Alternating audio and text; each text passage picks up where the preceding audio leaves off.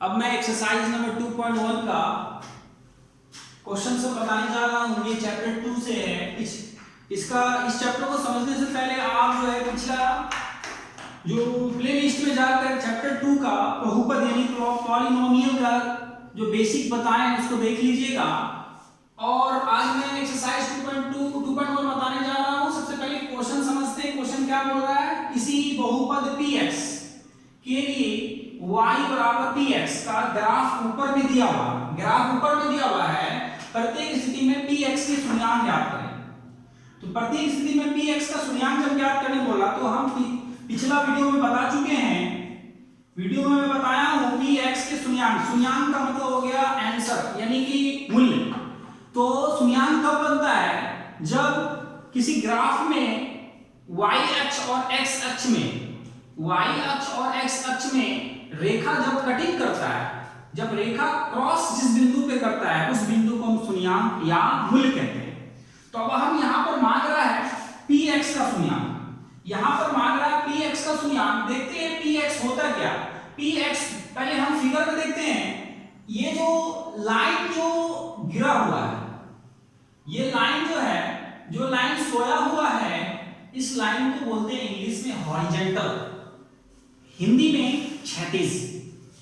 समझने की बात, जो लाइन सोया हुआ है इसको हम क्षैतिज बोलते हैं और मैथ के लैंग्वेज में इसको एक्स अक्ष बोलते हैं, एक्स अक्ष की लाइन। और इस खड़ा लाइन को बोलते हैं वाई अक्ष की लाइन। खड़ा लाइन, इसमें टोटल 6 मैथ आपको बोर्ड में नजर आ रहा होगा। 1 2 3 4 5 6 मैथ नजर आ रहा है। ये 6 मैथ में आपको निकालना है px का शून्यांक। p का सबसे पहले ये समझते हैं px होता क्या है। ये जो px का चर्चा जो करता है, p का मतलब हो गया पॉलिनोमियल। पॉलिनोमियल को हिंदी में बोलते हैं बहुपद। पॉलिनोमियल को हिंदी में बोलते हैं बहुपद।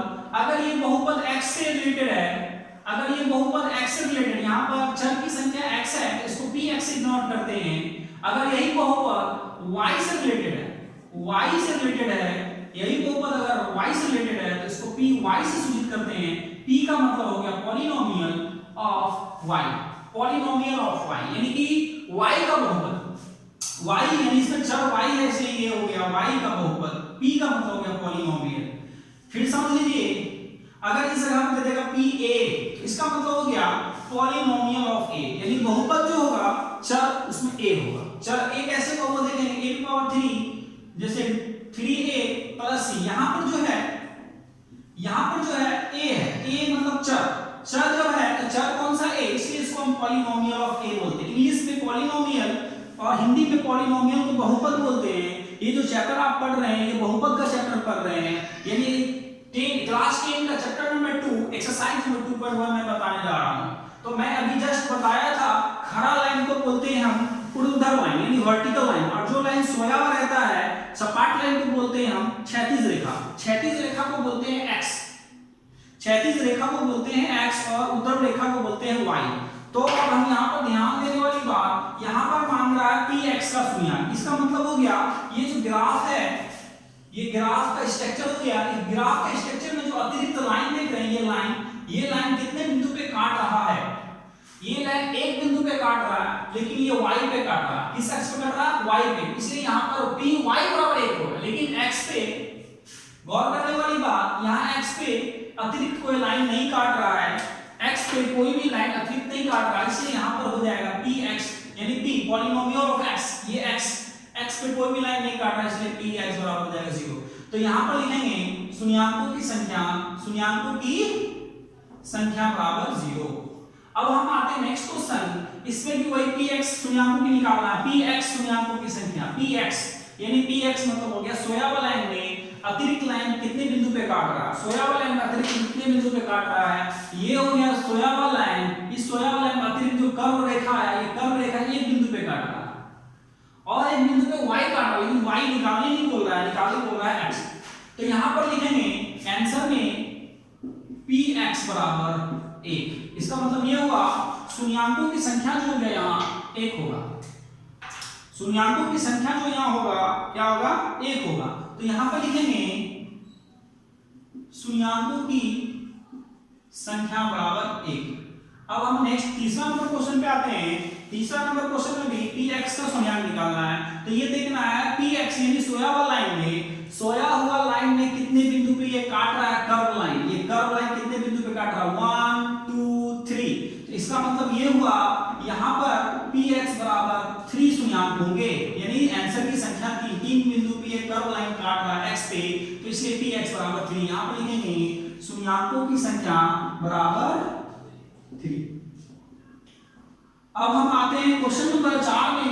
क्वेश्चन नंबर 4 में देखते हैं ये जो x पे कर्व लाइन है, ये जो कर्व लाइन है x पे 2 बिंदु पे काटा, 1 बिंदु 2 बिंदु, इसलिए यहाँ पर px बराबर हो जाएगा 2।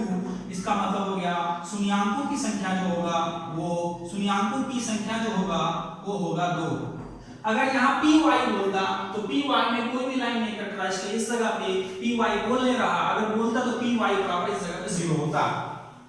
अब हम आते हैं नेक्स्ट 5 नंबर क्वेश्चन में। 5 नंबर क्वेश्चन में देखते हैं px जो है कितने लाइन में कट रहा है, px कितने बिंदु पे कट रहा है। px जो है 1 2 3 4, इसलिए यहाँ पर px बराबर जो होगा वो 4 होगा। इसका मतलब ये हुआ सुनियांकों की संख्या जो होगा यहाँ पर 4 होगा। सुनियांकों की संख्या यहाँ पर 4 होगा। अगर यहाँ पर बोलता py या px बराबर 4, अगर बोलता इस जगह पे py by the way py बोलता तो py y पे सिर्फ एक बिंदु कट रहा है, यहाँ पर कट रहा है एक बिंदु। अगर py बोलता तो इसका आंसर py बराबर 1 होता, लेकिन यहाँ py बोल नहीं रहा है, यहाँ बोल रहा px कितने बिंदु पे कट रहा है 1 2 3 4, इसलिए इसका आंसर 4 हो गया। अब यहाँ लास्ट क्वेश्चन आते हैं इस चैप्टर का, चैप्टर नंबर 2.1 का लास्ट क्वेश्चन 1। ये जो है ऊपर से ही चला है, एक बिंदु पे टच करके गया, फिर ये एक बिंदु पे टच करके गया, ये क्रॉस नहीं किया।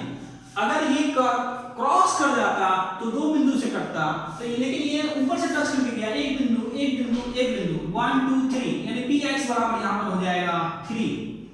तो इसका मतलब हो गया यहाँ पर सुनियांकों की संख्या बराबर 3। अगर यहाँ पर py बोलता तो py y पे सिर्फ एक बिंदु काटा, या py बराबर 1 होता। अब नेक्स्ट वीडियो एक्सरसाइज नंबर 2.2 का आएगा, और पसंद आए तो उसको जरूर लाइक कीजिएगा और शेयर कीजिएगा।